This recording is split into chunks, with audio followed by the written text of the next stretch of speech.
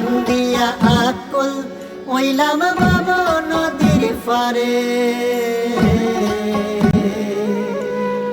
মন তরে হেবা পারে।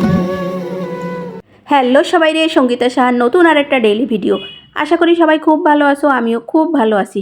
সকালে ঘুমিতে উঠে আমি একেবারে লাগিয়ে গেছি আমার ঘর বাড়ি সব পরিষ্কার করার জন্য। কালকে ওই যে এসি লাগাতে রাত হয়ে গেছিলো, আমি সব কিছু ঠিকঠাক মতো পরিষ্কার করতে পারিছিলাম না। তো ভোরবেলা উঠে আমি আগে এই যে পরিষ্কার পরিচ্ছন্নতার কাজ সারতেছি। আমার মানে ঘর বাড়ি অপরিষ্কার থাকলে একদমই শান্তি লাগে না। যতক্ষণ না এগুলো পরিষ্কার করি আমার মনটার মধ্যে কেমন যেন লাগে। এই জন্যই সকালে ঘুমিতে উঠে লাগিয়ে গেছি আগে এই কাজ করতে। আর আজকে সকালবেলা একটু রান্নাবান্নার ঝামেলা কম। আমার ছোট মেয়ে খনা ও হচ্ছে বিভাগীয় পর্যায়ে অংশগ্রহণ করার জন্য ঢাকায় যাবে।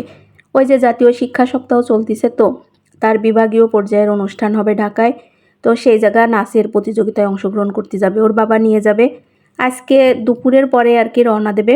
এজন্যই সকালবেলা ওর বাবা হালকা পাতলা নাস্তা করে চলে গেছে অফিসে। অফিস থেকে 2টার মধ্যে চলে আসবে, দুপুরবেলা লাঞ্চ করে তারপর চলে যাবে।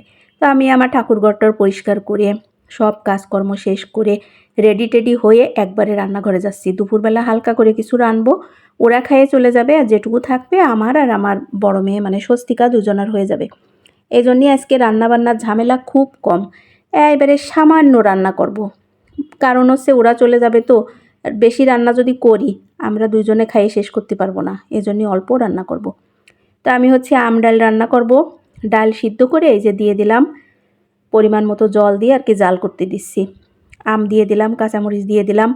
তো কিছুক্ষণ জাল করে নিয়ে নামায় রেখে এই যে হচ্ছে ফোড়ন দিয়ে দিচ্ছি।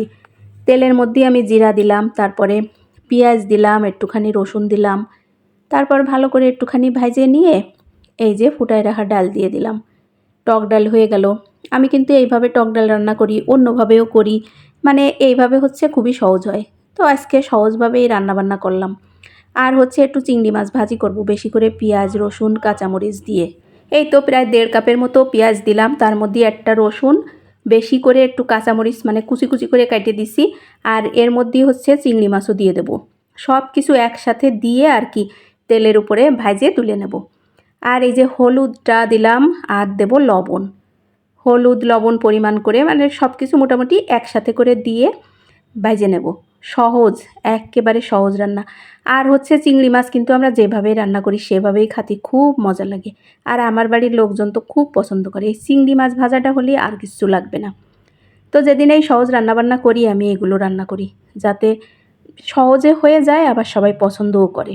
এই তো কিছুক্ষণ ঢাকা দিয়ে দিলাম, আর এই যে হয়ে গেল। আমি কিন্তু জল টল কিচ্ছু দেবো না, এইভাবেই তুলে নেব। এইভাবে খাতেই কিন্তু মজা লাগে বেশি। এই যে চিংড়ি মাছটা তুলে নিলাম। আর আমি কিন্তু দুপুরবেলা সবাইরে খাওয়া দাওয়া কমপ্লিট করাই দিলাম, কারণ ওই যে 4টার মধ্যে আবার রওনা দিয়ে দেবে। তো এই জন্যে আমি 2টার মধ্যেই খাওয়া দাওয়া কমপ্লিট করালাম, তারপরে ওরা রেডি হয়ে গেছে। আর ওই খনাটারে আমি হচ্ছে কোনো দিন একা একা কোনো জায়গায় পাঠাইনি, আজকেই প্রথম পাঠাচ্ছি। যাও প্রণাম করে আসো, যাও সস্কে লাইট জ্বালাই দাও ফোন করে।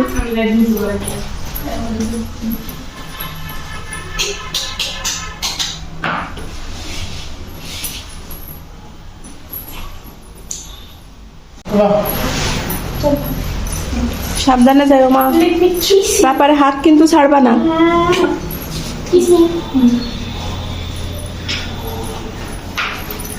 সবকিছু আনছো, সার্টিফিকেট ছবি টবি এগুলো এই ফাইল দেখছো? আমি দূর সব কিছু হ্যাঁ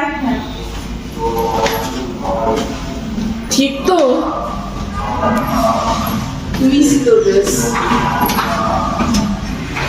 কিনিস নাই মনে কর, বাবার হাত কিন্তু ছাড়বা না। আমার তো কিছু লাগলো ড্রেস কোপার জিনিস পত্র এতে আছে সব। হ্যাঁ স্যার কি কয়টা কি স্যার 3টা। সাবধানে যাও বাবা। হ্যাঁ বাবার হাত ছাড়বা না কিন্তু।